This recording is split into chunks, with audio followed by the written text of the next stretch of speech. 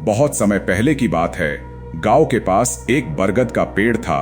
रात के समय उस बरगद के पेड़ पास कोई नहीं जाता था, क्योंकि गांव वालों का मानना था कि उस पेड़ पर किसी चुड़ैल का साया है।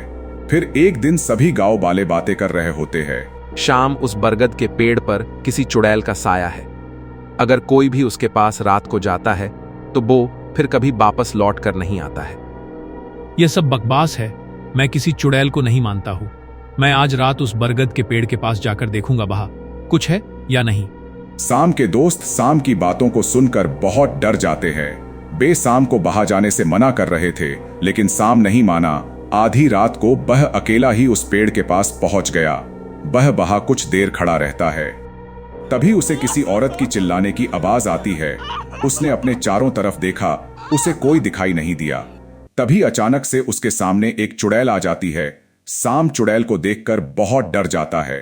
तुम कौन हो? इतनी रात को यहाँ किया कर रही हो? मैं वही चुड़ैल हूँ जो इस बरगद के पेड़ पर रहती हूँ। शाम समझ गया कि यह वही चुड़ैल ही है। शाम भागने की कोशिश करता, लेकिन भाग नहीं पाता, क्योंकि चुड़ैल ने उसे अपनी शक्तियों से एक जगह पर ही रोक दिया था। तभी वह चुड़ैल शाम के पास आ जाती है।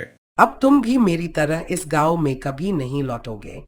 इतना कहकर वो चुड़ैल शाम को लेकर वहां से गायब हो जाती है। अगली सुबह सभी गांव वाले शाम को वहां ना पाकर बहुत डर जाते हैं। उस दिन से सभी गांव वाले शाम होने से पहले ही अपने अपने घरों में छुप जाते हैं और रात को कोई भी बाहर नहीं निकलता है।